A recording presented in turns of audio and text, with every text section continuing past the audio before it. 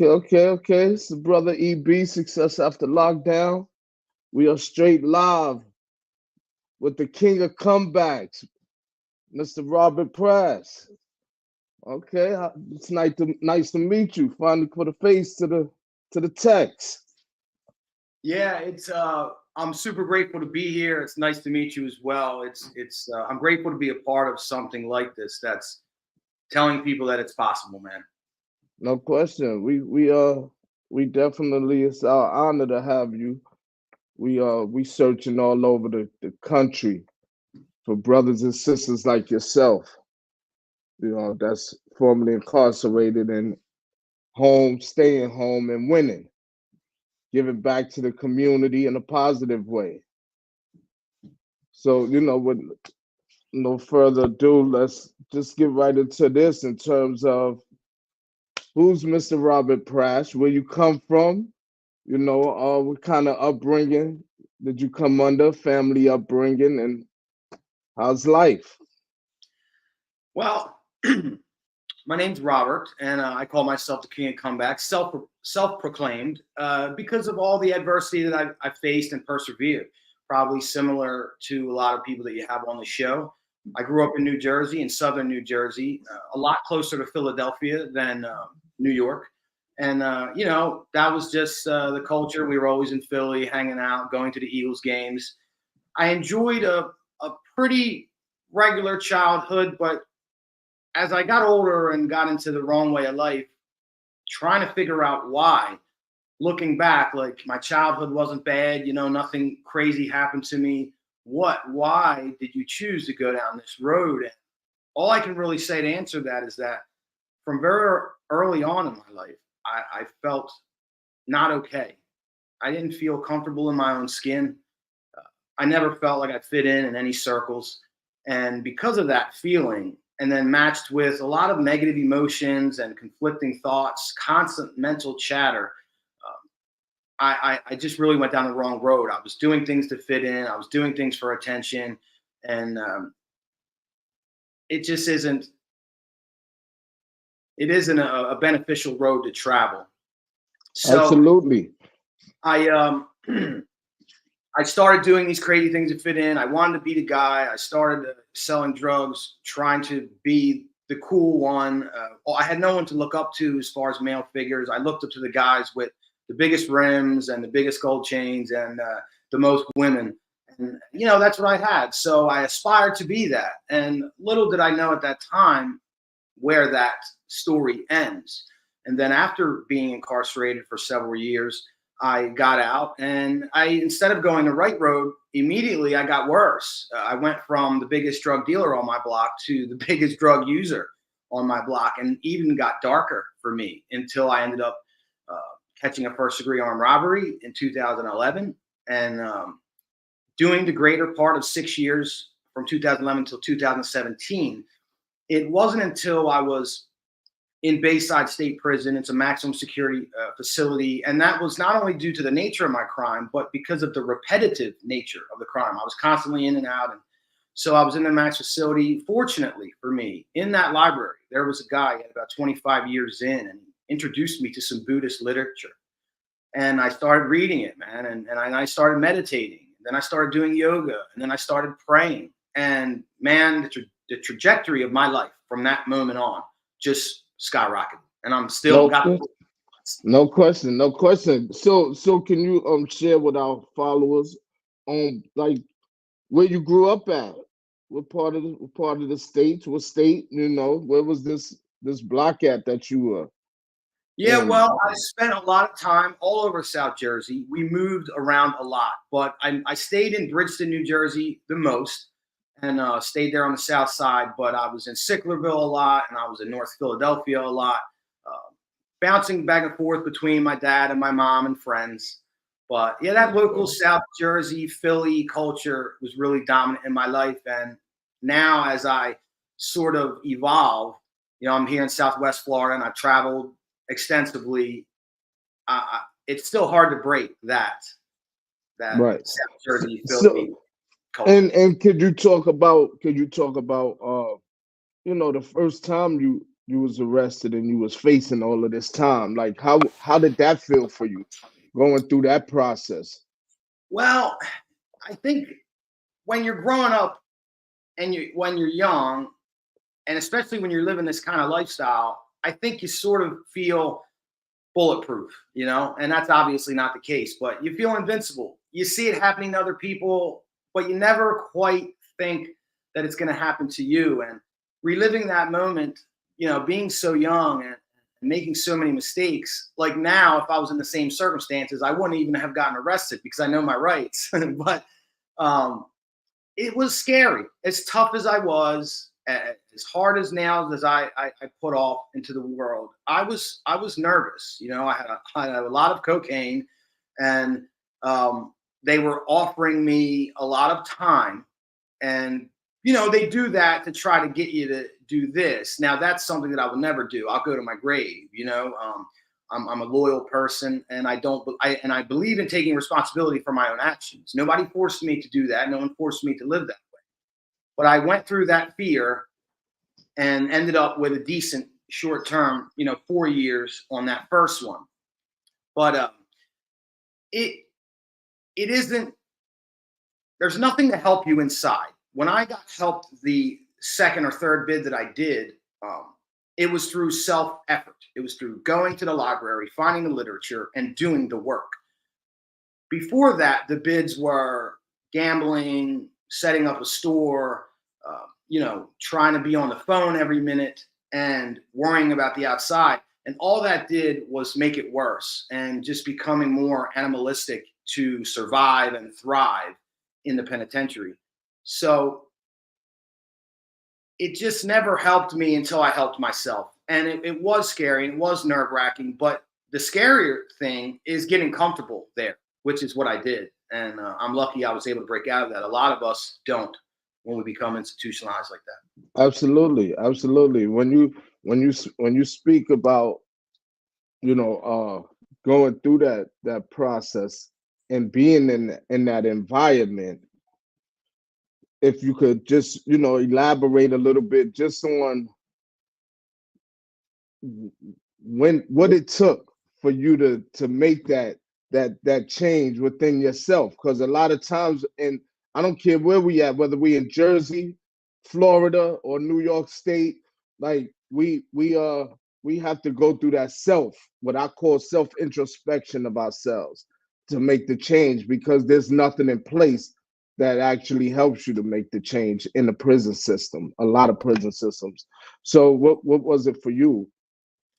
Well, listening back to a couple of your recent episodes, I think you guys hit the nail on the head. Is like you just get sick and tired of being sick and tired. You know, and no one on this earth, no matter how much you love them, your mom, your spouse, your children, until I had a love of God and a love of self, I wasn't able to change.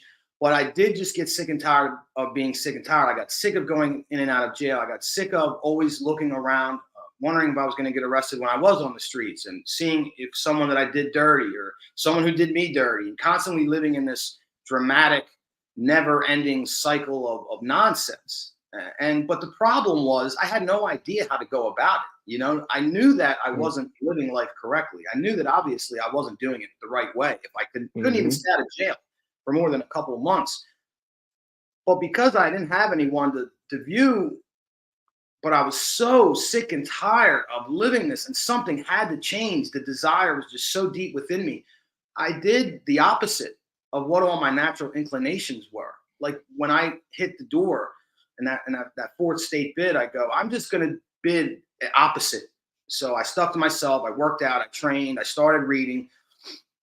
And fortunately for me, I came across that literature and I started meditating. And once I started meditating, everything just seemed better. My mind calmed down. My body felt in alignment with my mind. I was able to truly think. I got away from all the distractions, not on purpose, but because I was in that maximum security. I'm going to deal with one person. We were 23 and 1. So I rarely even interacted with other individuals. And because of that separation, all the influences that are normally upon me, whether it be friends or TV or social media, wasn't on me anymore. So that matched with the meditation I really understood who I was and what I was supposed to be doing here on this planet. Absolutely. And with that clarity, I was able to do a lot of things because, you know, no longer did I worry about what he thinks of me, what she thinks of me. I worried about what God thinks of me. I worried about doing the right thing. I believe now that putting the right foot forward time after time after time was going to bring me the right results. The problem there is being patient, because when you're doing the right thing, man, it takes time, especially That's right. when you put yourself in a hole like we have. But I've been free since 2017. I've accomplished things beyond what I've ever could have possibly imagined. And it's taken some time, but it's all because I continually, you know, not just what is the right thing to do? What is the best possible thing to do that's going to benefit the most people, namely me and my family, but then even taking that thought beyond that. What is the best act, thought, deed that's the most beneficial to all beings? And when I operate like that, miracles have happened. Absolutely. And I just want to say congratulations on the release. And that's hitting the hammer on the nail when you speak about what most of our you know, people that we had before us that we interview, most of the brothers and sisters that we interview, including myself, you know, we go through that process, you know, of change. And it is, I think it is a process of change. Some might believe it ain't change if you already have it in you, but I think it's a change that you go through, because I went through it as well, you know, coming through. It was like a ton of bricks lifted off my shoulder from being in that drug life, you know, selling that poison to my community. And I didn't even have the understanding that I had now, you know, or that I had later on in my incarceration.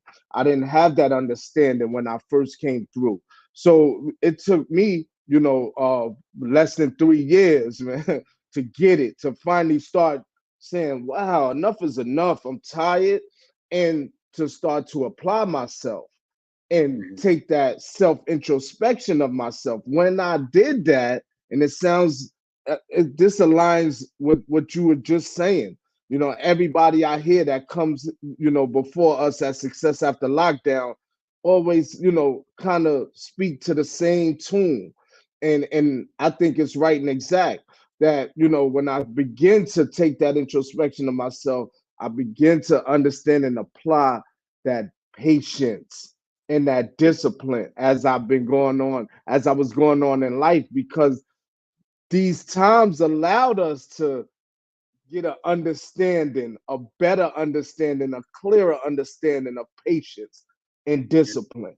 So I always say, you know, to people that I'm around and um classes that I facilitated, you know, with brothers in it, I always tell them that, yo, listen, if you go home and you haven't learned discipline and patience, man, something is seriously wrong, because this is the times that 23 and 1 lock in. That, you know what I'm saying? That just being locked in most of the time, you know, of your incarceration, just being confined, you know, and you're able to get away. And there's times when people that's still running that yard, we know what can happen in the yard, we know what can happen in the gym, but just running those, continuously running that yard and gym, you know, those individuals I notice also still, they also take time out.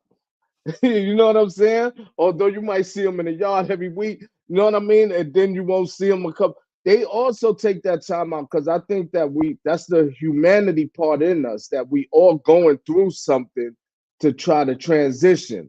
You know, some of us it take longer than others. I know, you know, a lot of brothers that I grew up with behind that wall. It took 10, 15, some of them 20 years before they get it. You know, some of them they never got it. They went 6 feet under without getting it. That I know personally. You know, um, so when I tell people when they come home, if you haven't exercised that discipline and patience in there, it's going to be very, very, very hard for you to do that out here in society. you know, the way society has evolved. So in growing up in there, what it sounds like you was going through that growth and development, you know, what was it that they had to offer, if anything, in the facility where you were at? Did they have any educational or progressive programs that could help you or that helped you to help yourself? Well, I didn't experience anything like that in the state facilities. There was a lot of the run-of-the-mill programs where a lot of us inside play the game to get the points that we need to get paroled or what have you. None of that ever really appealed to me. The Buddhist literature that I found in the library was the best thing for me. I will give a shout out to Cumberland County Jail, which is in Bridgeton, that runs a voluntary rehab program inside the facility. So I was there waiting to get sentenced. And it was in the beginning of this last run. And I go, man, I got to make a difference. I can't spend all my time down here on the card table and jailing, as maybe that term's used in New York as well. And something within me, even though I don't want to go to a rehab, I don't want to do all these things that the program entails. I want to just jail. I knew that I had to do the opposite. I knew that what I was doing and my main inclination was always wrong. That's why I was sitting where I was sitting. So I went ahead and dropped the slip to volunteer for the program. And it really did set me off on a good note, heading the state, because I already had that mindset of, okay, this is what I need to do to get better. Keep following that intuition that's quiet in my mind. And the one that's loud, start shutting him down a little bit. But the most valuable thing that I learned in prison was what you just spoke of, was how to set myself up on a routine, set myself up with discipline, and create a formula for success. And it's something that I talk about regularly on my podcast, is put together your formula. You know, for me, my formula I found out is, you know, waking up early, making sure I pray, making sure I meditate. I do cold showers or cold water therapy. You know, then I work out and I do yoga and I do all these different things, breathing exercises. So that's my formula, but that's just for me. And maybe while some of those things are generalized, you know, physical fitness, etc., when we find our own formula and we find it through, like you were speaking about, that self-reflection, you start learning about yourself. And when we learn about ourselves more and more, we figure out who we are and we figure out how to move in the world in order to be successful. And part of it for me was what I learned in prison. I woke up, I prayed, I meditated, you know, I exercised, I read books. And even though I was locked inside that cell 23 hours a day, 20 of those hours I was occupied with things that were going to better my life. And I hold that true today here in my life. You know, I'm semi-retired. I do some investing. I do podcasting full time. I'm a part-time personal trainer. I have a couple little hustles. And the way that I do it successfully is by having this very strict routine, because I could be all over the place. I have a podcast at 10, a client at noon, and then there's all these weird gaps in between because it's not okay, I go to work and then I come home. So I've gotten very good at time management, using my time wisely, making sure I'm spending each moment of the day in something that's benefiting human beings. Like I said, namely myself and my family. I have 3 boys, but also taking that thought beyond that. What can I do for the betterment of the world? And that's why I'm here speaking, and that's why I do the podcast. Absolutely, and that's why we definitely appreciate you being here, speaking with us. You know, so you know, if you could share again, you know, just your transition coming out. You know, how was that for you? That do you remember that 2017, that day when you were being released? How was that feeling for you? You know, and were you ready, or should I say prepared, to take on society now in a different way? And how was your mind then? Well, this was my 4th state bid. So it was the 4th time that I was being released. And the 3 times prior to that, I would absolutely answer that question now. Not then. I would have said, yeah, I'm ready, let's go. But I failed. Ultimately, I failed. I ended up back in prison. I ended up a statistic. I let them win, man.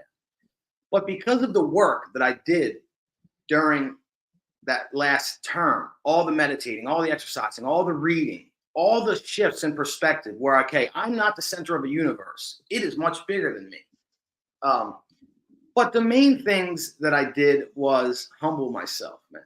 I humbled myself because I no longer had to be the big man on campus. I went to a job and I was sweeping floors for $11 an hour. But man, I swept them floors like you never seen.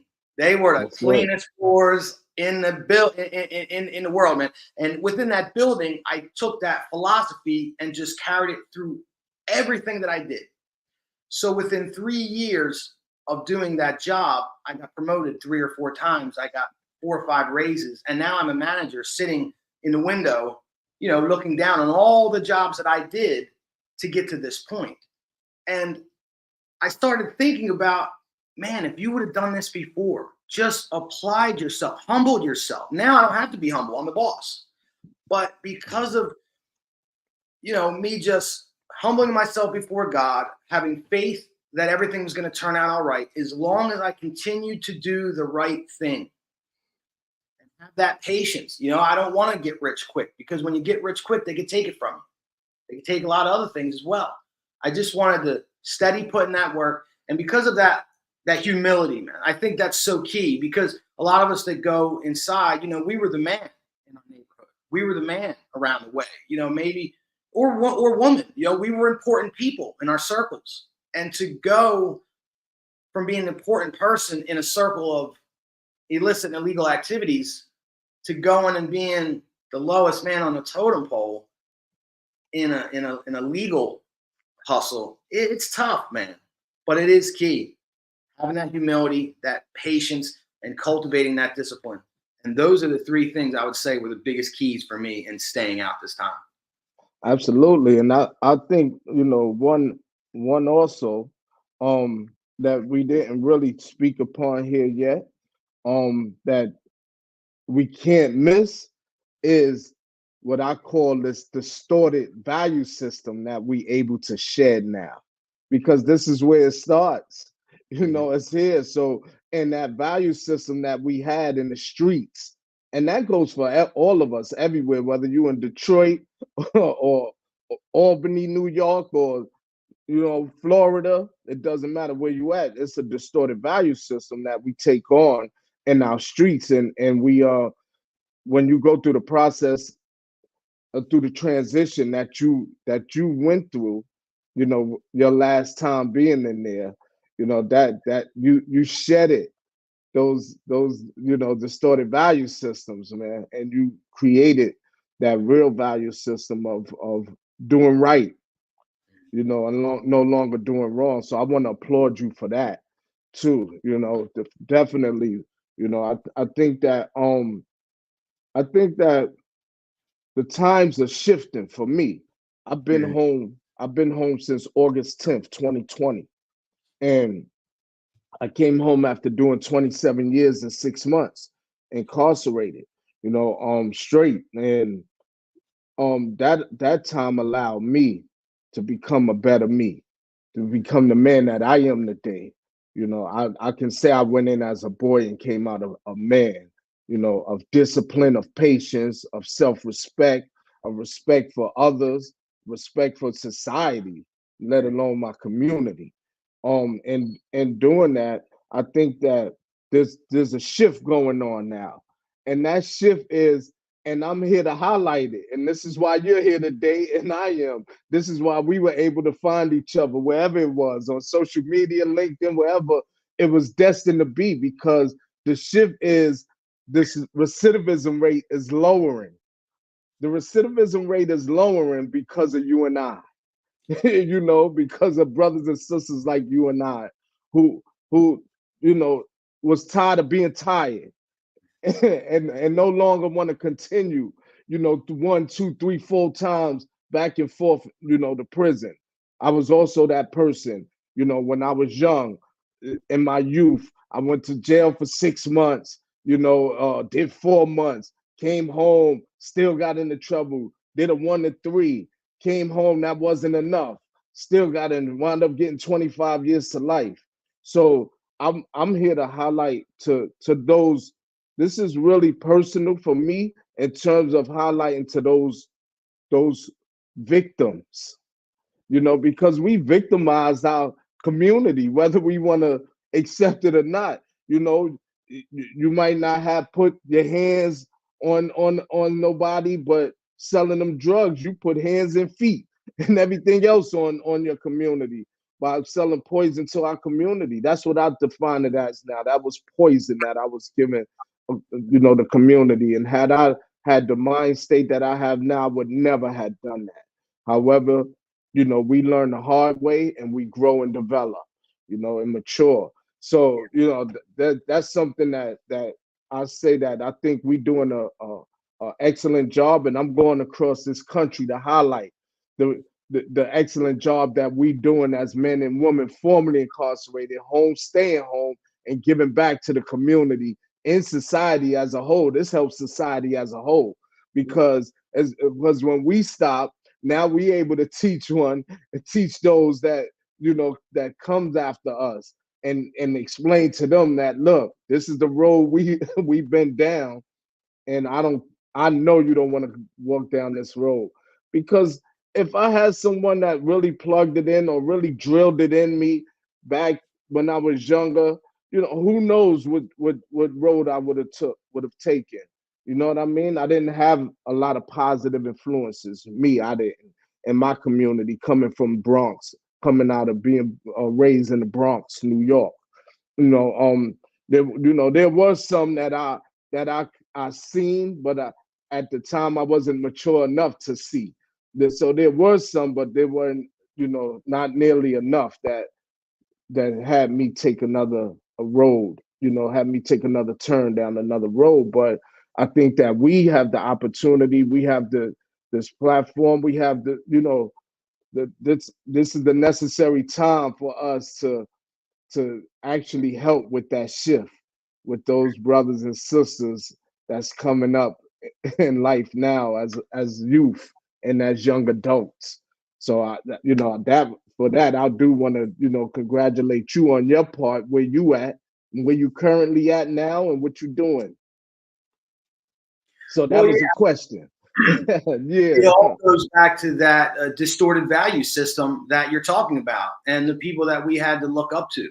So I do see the shift that you're talking about, where people were once placing value on money, cars, and jewelry and all these different things, but now value's getting placed on things like character and integrity, how you treat people, how you carry yourself. And we are the carriers of this message because, as you said, nobody was telling us these things. And if they weren't loud enough, or it wasn't the right messenger. Us, the people that have been down the road, we can speak from experience. We went down this road that you're traveling. We know exactly what it entails and we know how it ends. But guess what? We're still standing. And now we're going down this road, the road of righteousness, the path of redemption. And we know what this road entails. So I'm just telling you, you can make a choice. You could be happy or you could be miserable. You could be free or you could be stuck in a box listening to people tell you everything that you need to do, when and how you need to do it. And coming from that experience where we've lived it, our message is louder and it's going to reach the ears that truly need to hear it. No question. No question. So where you at now, currently living, and just talk about how you spread your message in life and what you're doing. Yeah, man. So we took it on the road back in 2020 when things got a little bit crazy. And my wife, God bless her, is a nurse. So at that time, we took some traveling positions at my wife's job, and we traveled a little bit. We went to Alaska, we went to Hawaii, Nice. Texas, Arizona, and Jamaica, and Costa Rica, and all these different places. And everywhere that I went, I spread this message of love, peace, and joy, and self-improvement. Like, you could be tough, but you could still be loving. You could be smart and not naive, but you could still be kind. You could be under the radar and quiet, but still successful. And I've just been bringing this everywhere, constantly putting out episodes and content on Creating Greatness Podcast and on all social media outlets at Kingacomebakks. But the most important thing that I do, and something that I would really like to broaden, was I developed a program called Spiritual Warriors, and it's mainly about being a husband, a father, a son, and I take it to the prison systems here in Southwest Florida. And I currently volunteer there once a week. And yeah, I mean, I'm looking to increase my impact there, but I have to be patient, working on it. Absolutely, absolutely. And I wanted you to meet my my partner, but he's engulfed in work right now. So he lives in Florida. Okay. He has his own wellness center. He has over 100 beds in Florida, you know, and he over 14 homes, wellness homes, you That's know. awesome. So yeah, he's and him and I grew up in the Bronx together. Like I told you before when we spoke earlier, you know that we our paths went differently. You know, Yeah. he moved to Jersey, Philly, I think it was. Went to a couple of other places, wound up in Florida, and I received 25 years to life. You know, at this time, you know, he was engulfed in that world just like yourself, you know, selling drugs and doing drugs.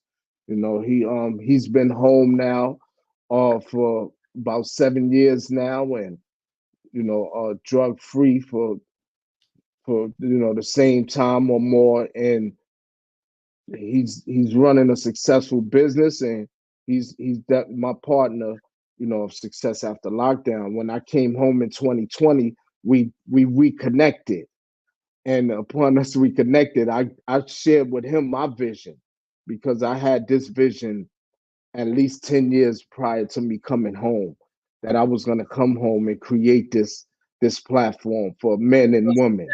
You're living it, man. That's No amazing. question, no doubt. So I shared that with him, and right away, you know, him and I linked. He also had a podcast in Florida called For Real Talk.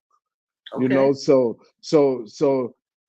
he was aligned with the same mentality that I am. You know what I'm saying? In terms of just wanting to do positive now and give back to the community in some way, shape, form, or fashion. So we linked up together and we created this platform, and you know, we we uh we plan to, like I said, we plan to highlight those men and women while we doing the work of podcasting and bringing men and women like yourself and myself to this platform.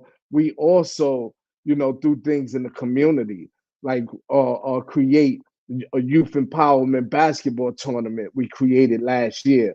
This will be our second annual this year, in Newburgh, New York. So what that entails is we bring the kids from New York City up to Newburgh, New York, to play in a tournament with the kids in Newburgh and the kids in Poughkeepsie, New York.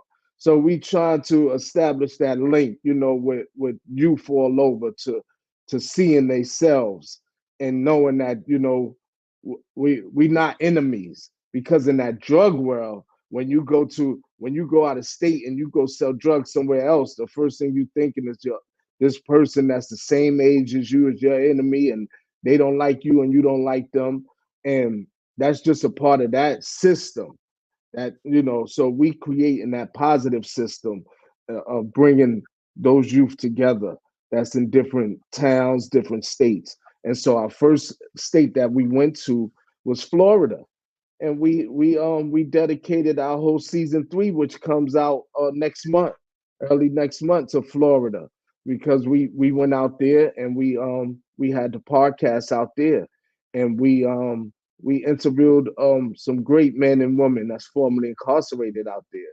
You know, my partner also goes into one of the facilities out there and speak on behalf of formerly incarcerated. So I say that is because every time I speak to somebody, it doesn't matter who I meet that's doing something good in their community and for the community that's formerly incarcerated. You know, there's something that I think that we can connect together. And anytime, you know, you want to collaborate with us, we are open. We are open book. There's nothing but positivity in our whole circle. That's Mhm. all we deal with, nothing else. So and that's where we at now. We establishing ourselves to be able to get into not only New York State facility, but in Florida, as well as Wyoming, as well as Utah, as well as Houston. Right now we spoke with this warden in the facility prison in North Carolina who invited us, Success After Lockdown, to come speak to her men that's incarcerated. And I can foresee cameras and everything. And this ain't for my clout. This is for my life, what I know I'm doing now in life by giving back to society. I think this helps society as a whole, because I know that we can show everywhere where this recidivism rate is going down. you know, it's somewhat wherever state we go, because I'm finding that there's men like you and I that's in all these different states, men and women that's coming home, staying home, and making a difference. That's what's bringing down the recidivism. As long as we stop going to, as long as we continue to go to prison, the recidivism rate will stay up. It's when we stop is that it's going to go down. So we here, man. Us Success After Lockdown would love to collaborate with Kingacomebakks, Creating Greatness podcast. We would love to be on your podcast and and talk to your followers and family, and friends also, man. We open, man. We open to it. No, I am absolutely excited to be a part of this whole movement. It seems like if it's a movement, I'm definitely looking forward to meeting your partner. I'm absolutely willing and excited to have you both on Creating Greatness podcast, where we talk about these kind of things every single week. Everything that you guys are doing is a motivating factor for me. And it's something that goes back to what you were saying is, when I travel different places, like you're taking the kids up to upstate New York, we're not viewing each other as competition anymore. We're looking at each other as equals. We're looking at each other as, what can I learn from this? How can I be motivated by this? And the things that you and your partner are doing are just absolutely amazing. I thought what I was doing was pretty good. I think I got to put my foot on the gas, man. You guys are really making major moves. The beds available, that's something that I dream as well. I mean, having a place where people could go to and be safe, and they could hear from people like me and you that have been down the road, and now we're out and staying out like you're talking about. It's just limitless possibilities. And yeah, man, you and your partner are more than welcome on Creating Greatness. We'll do some emailing back and forth after this show. And I'd love to talk more about what I could do, to be part of this movement. If it's just talking, speaking, more collaborating, I'm in, man. I'm in. Absolutely. And listen, like, we'll talk later, but I can foresee us, if we ever get into any of the facilities and we call on you to come and collaborate with us, and vice versa. We would love to be there with you. If you get us in the facility, if they would allow us, and we got everything. We got all the cameras. We have everything to just highlight those moments, because I think these are the moments that like I said, I'm really, really big on showing this recidivism going down due to us. This is doing large part to us, not only us, but it's definitely a factor in what we're doing, and I'm gonna continue doing it, until this recidivism rate is down, it disappears, so this is definitely man, I think important collaboration for us as individuals, for our lives, for our families, for the community, and for society as a whole. Right now, I would like to, if I could, just walk right into this session here. Okay, on the beat.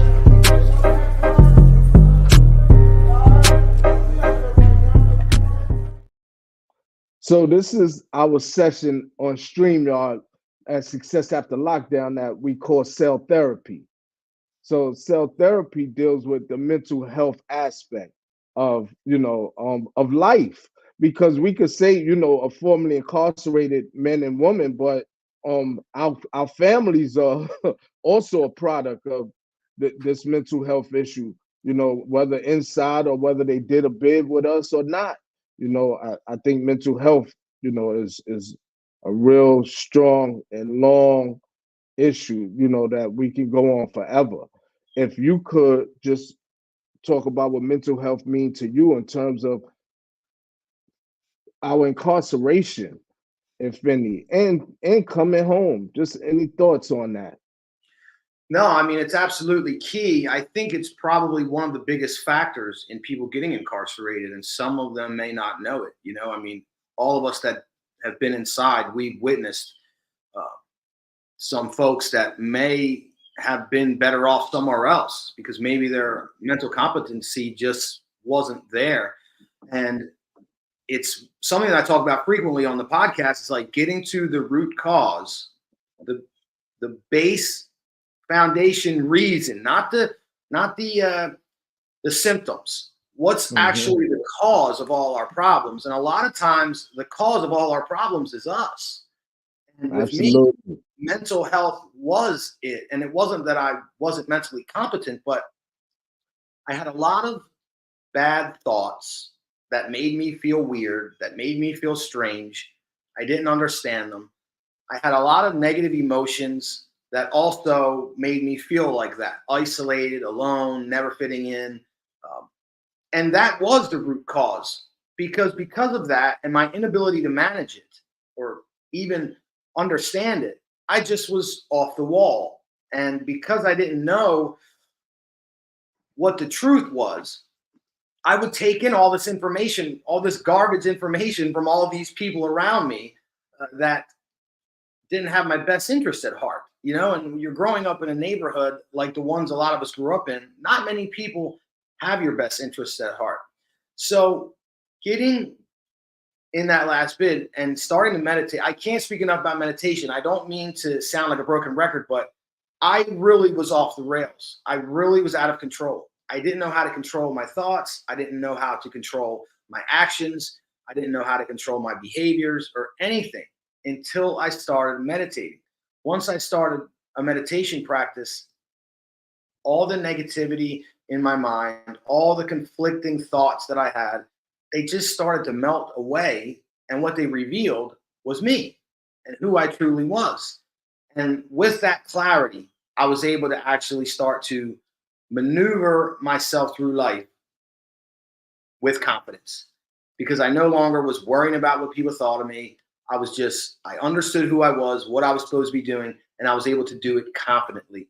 So, and then moving out, in the transition from being locked down to now being free, but not just being free in the physical realm, like my body's free. I'm no longer in a cage. It was continuing to free my mind. And that means evolving. That means changing. That means letting go of old ideas. So something that I've noticed is that discipline, that routine, that structure that I learned in prison is paramount to my continued success because I have, for a day or two or maybe three, stopped praying, stopped meditating, not working out like I'm supposed to. And oh man, then demons come calling back. They come calling back. So there is no mountain to climb, and then you're at the top of the mountain. You say, "Okay, I'm done. My life's going to be perfect now." And that's where a lot of us make mistakes. Is we climb that mountain, we get to the top, but we get knocked down because that's life, you know. And that's where what you're talking about, this mental health, this mental fortitude, really kicks in because we understand that there is no destination. We must just continually strive and perform that maintenance. Like I'm saying, keep doing the things that are making you successful. Don't think, hey, I'm done now and it's over and I can just coast on through life because the demons are waiting. Those foul, toxic people are waiting. The toxic substances are waiting. They're just waiting. So we must continue to live successfully. If you want that revenge, the best success is to live a righteous, successful life. And so get the practice, get your mental health clear. If you need some help, don't be afraid to ask, and then maintain that throughout and watch what you can do with it. No, absolutely. I want to say, while incarcerated, when I used to, I used to facilitate classes on self-help therapeutic, some self-help therapeutic classes that, I used to help facilitate. I remember I used to always tell brothers when we getting prepared for the parole board, when we getting ready for the board, like I used to tell them a lot that, listen, I'm already free. Like, you know what I'm saying? Like, I'm free already. And I explained that a lot in terms of even to with family. Because in New York State we have something that we go through the parole system. We have to make parole. So we have to go to a parole board and speak to commissioners and see if we ready for society, if we are fit to be back into society. So what we did was, we did like mock paroles. We had mock paroles and we prepare each other. And I noticed that a lot of brothers that was going and getting hit at the board, because they can hit you up to 2 years, then you come back in 2 years and be reconsidered if you are ready or fit for society again. So I noticed a lot of brothers that did get hit, like they took it real hard, and I used to try to just explain to them that, this is a part of this definitely, I think, builds on the mental health aspect too of yourself, and you know and just being able to have that understanding that you hear, something occurred, because we have those that's innocent too, that was in there, you know and you also had those that came to grips with their innocence and just came to grips with their past, that there may be something in their past that had them take this time out, or if I could, this time out in their lives, but at the same time, when I went to that board, they actually, I was unique in that they actually granted me parole my first time going up before the parole board unanimously. There's Wow. three commissioners, and all of them granted my release. And I'm convicted of murder in here. And so what happened is after a couple of months, me preparing for home, I'm getting rid of everything, seeing brothers that I grew up in there with, and any extra things that I had here, you take that. I don't, you know, I was really starting over anew. But then for the next month or so, month and a half, for them to come back and say, "Oh, we taking that grant, that parole that we were giving you, we taking that back." So it was like, for anybody, that could have been a mental health a moment for a person to go down a real slippery slope, Mhm. the bad way. However, I took that with open arms, because it was the victims, the family of the young man that I killed, his family, the DA, and the judge decided to oppose it and go to the commissioners, and they stopped my release. Wow. So I understood that. And although I was looking to come home 2 months later and that didn't happen, I was okay with God with it. I was okay with it.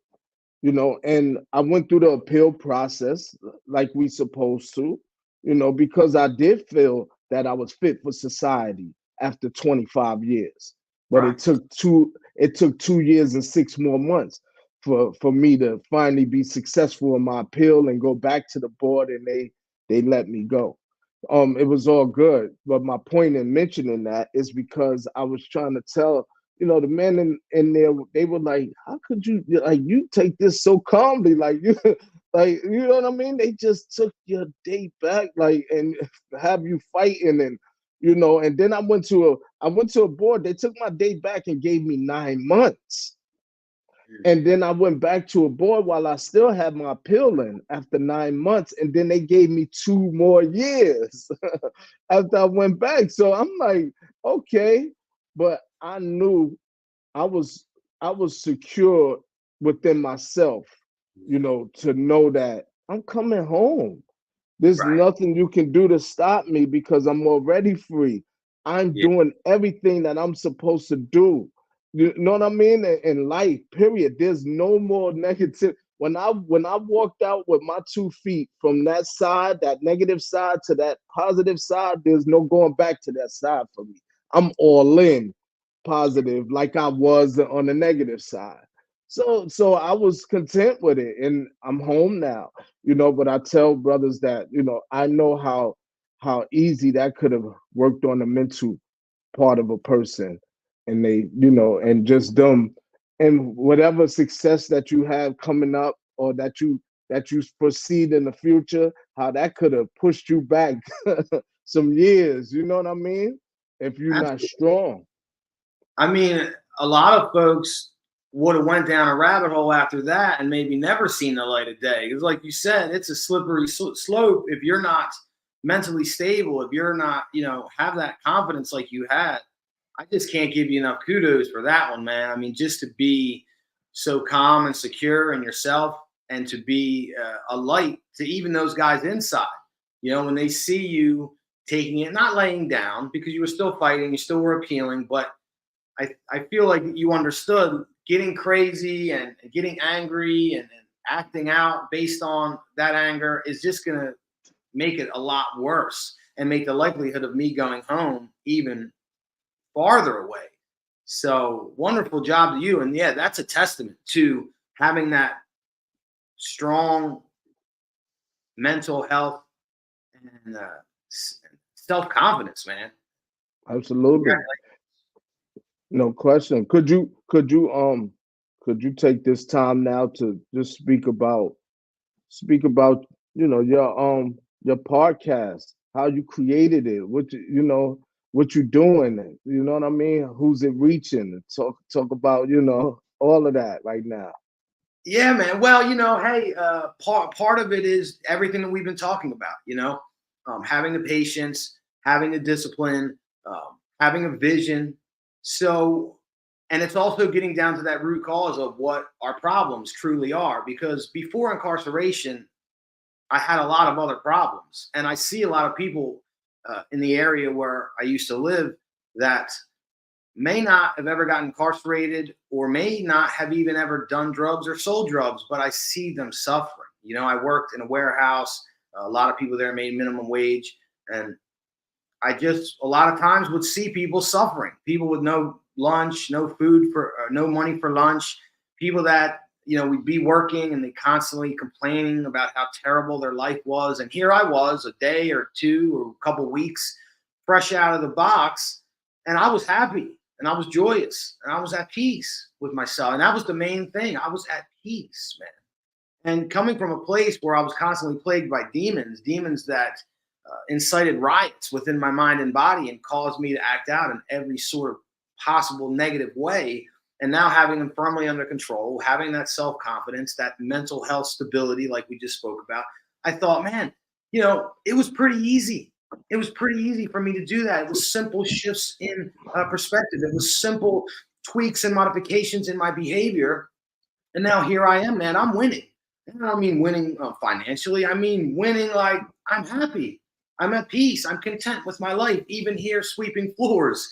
So as I moved my way up the ladder, I took on this mentorship role more because, like I said, I seen the suffering. I seen the people that just barely were holding on. So I started taking on this mentoring role, talking to them, explaining to them how to be more happy, be more productive, be more positive in small ways, not in a preachy, harping way. But if they gave me the opening, I was willing to take it. And I had an employee one day say, man, you should really start a podcast. And that was really all I needed, because if you notice throughout this interview or this conversation, I like to talk. So I started the podcast, and I'm about 3 years in now. And man, it's been a slow road. We're making progress every day. We're reaching more viewers every day. We're reaching more listeners every week. But it's so slow and it takes time. But as I have faith in my plan in life to continually put that right foot forward, do what's best for me, do what's best for my family, do what's best for all sentient beings, continually operating in that manner. I do that with the podcast. And what helped me this week? What helped me this day? What made me better today? What made my mind and my soul at peace today in the midst of adversity? What can I share with people to ease their suffering? How can I help motivate, encourage, inspire? It's one of my daily prayers. Good Lord, give me the words to motivate, inspire, encourage, and uplift, because I want to see humanity as a whole reach a whole new level. We are capable of so much more than we accomplish. And part of that is the indoctrination that we received, the self-imposed limitations, the agenda of the powers that be in keeping people like me and you down and out. And I want to be the counter force to that. Isaac Newton, there's equal and opposite force to everything. So when I started seeing that dark and viewing it and experiencing it for everything that it is, and understanding that that dark force in this world is strong, I don't want to associate with that anymore, because I see the death and destruction that it brings. I became a warrior for the light, and I will fight for the light each and every day. And that means if one person's listening or 1 million people are listening, whether I'm making $0 or I'm making $1 million, because that is now my purpose. I'm firm in it. I have faith in my God. I have faith in myself. And I have faith in all of humanity and what they are able to accomplish if they just put their mind to it. And that is what creating greatness is all about. Getting better from the ground up. And even if you're already at the top, holding that philosophy of continuous improvement, that there's no mountaintop that you're going to reach that is the end. We can continue to get better and better and better. And that's what I'm here to do. That's nicely put. That's well put. And like I said, us here at Success After Lockdown, man, we looking to connect those links, man, with brothers and sisters like yourself, and maybe we can come through, man, and come down to Florida and definitely do some collaboration together out in Florida. Maybe you could come to New York and do some, or maybe we could go to North Carolina together and do some collaboration out there, in the facilities. That's main focus right now with Success After Lockdown. One of our main focus, aside from when will we get into the networks, definitely getting into the facilities, to the prisons, to give this message, and what we doing, and this message that we spreading. And I like to always say that success, when I created this name, I created it on, watching Love and Hip Hop, Love After Lockdown. You know what I mean? And I actually thought about, I'm gonna name, my podcast and my network Success After Lockdown, because I'm gonna create this platform, that we on right now. I didn't look at success as nothing of monetary gain. It was all looked at, because success is measured for me, and it was all looked at, and you could, like you said it beautifully just now, it was looked at as me creating this platform and getting it launched and putting it on social media. That was my success right there. If nothing else ever comes out of it, which is not going to happen because I walk the walk, talk the talk. But if nothing else ever came out of this, but that's my success, no question. So I always tell people to just look for Success After Lockdown, future to come.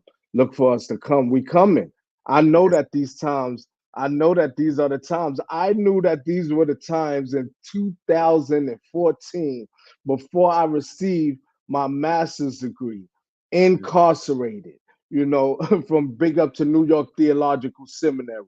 You know, I received my master's in theological studies, professional studies. So I knew that, before I received my bachelor's in science, you know, I knew.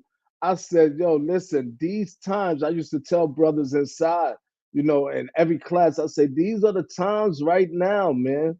We see a shift. We see rehabilitation being focused on more. We see this happening. We see brothers and sisters that's going home, staying home, and not coming back, helping the community. So that inspired me when I seen brothers come to my graduation or graduations that I used to go down to in the facility in prison. So these brothers that was here before with me, now they coming back to represent and, you know, and support our graduation. And I used to look at them and they give speeches, you know, to us while we graduate, and with everybody there, the whole fraternity, everybody from the college. So I graduated from Mercy University, which was used to be called Mercy College, and you know, all faculty, everybody came there from the president down, and we transformed the visiting room into a university, you know, on graduation day, cap and gowns, everything. Family and friends came in, the whole staff, the whole administration staff, from superintendent to DEPA superintendent, DEPA security, everybody came to our graduations. And it was there that those men that were going home, coming back in, giving a speech, you know, that inspired me, you know, to say, damn, well, I'm coming back. When I go home, I'm going to come back because I know that that's going to inspire somebody at that graduation. And I came home 2020, and 2021, June 2021, I was able to go back into the facility, inspire others, you know, at their graduation, no question. So, you know, we definitely looking forward, brother, to your collaboration with us, man, and staying in touch. If you, you know, if we could take this moment, because we pressed upon time right now, however, we could take a moment or two for you to just express to our followers and family, friends, where to contact you, how do we get in touch with you, you know, where to follow you. Just give it to us. Hey, it's been an absolute pleasure to be here on Success After Lockdown, man. It really means a lot. You know, I do a lot of podcasts on other shows and my own, but this really hits close to my heart, knowing that there's other individuals out there like me that have had a similar journey, you know, have experienced lows and been their freedom taken away from them, and then they've gotten out, stayed out, and now, instead of just going on about their lives, they feel a need to go back into the facilities and tell these people that it's possible, to tell those out of the facilities that are going down the wrong path that may lead to these institutions that there's a better way. So yeah, I'm very similar. I'm looking forward to working together and collaborating and staying in touch. I'm very excited about all the possibilities there. Once again, my podcast is Creating Greatness Podcast. And while it deals with a lot of the things we were talking about, I definitely take it a step further to try to encompass everybody, because even the people that have not experienced what we've experienced, they still suffer. And that a lot of times separates us, but we don't realize that they all suffer too. This is just of different ailments. And sometimes through the suffering, we can be brought back together, especially when we see those who have persevered. And that's what Creating Greatness Podcast is all about, talking about those things, talking about how to get better together. My name is Robert Prasch. You can find me on Facebook, Robert Michael Prasch Jr., or you can always type in Kingacomebakks the way that's there on your screen, and any social media, Instagram, Facebook, TikTok. Although I'm most active on Facebook and Instagram. My email is creatinggreatnesspodcast@gmail. Anyone wants to hit me up to come on the show or have me on their show. But other than that, man, I am just like you, brother, here trying to make a difference. And thank you so much for having me on. I really do appreciate it. Absolutely, man, and we appreciate you too, man. We appreciate you, I dare to say, to my followers and family and friends, to be on the lookout for King of Comebacks, Creating Greatness podcast with Success After Lockdown in collaboration. We will be doing some type of collaboration in the future. Just look out for it. Don't forget. And anytime, stay in touch with us. We'll stay in touch with you. Anytime you want me and my partner on Creating Greatness, we here. We in the building. We'll make a date. Our availability is here. Awesome. I'll be in touch today, and then we'll go from there. No question. No question. All right. So this is, we come upon time. Appreciate you once again. We're definitely looking forward to the future. And to all our followers and family, friends, man, listen, like I said, I'm gonna say it again, stay on the lookout. Robert Prasch, at kings.com. What is it again? Oh, Kingacomebakks. Kingacomebakks. Media outlets, Creating Greatness Podcast at Gmail. Hit me up, man. I'm looking forward to it.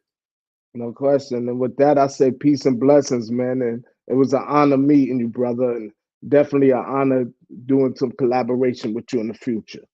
Absolutely.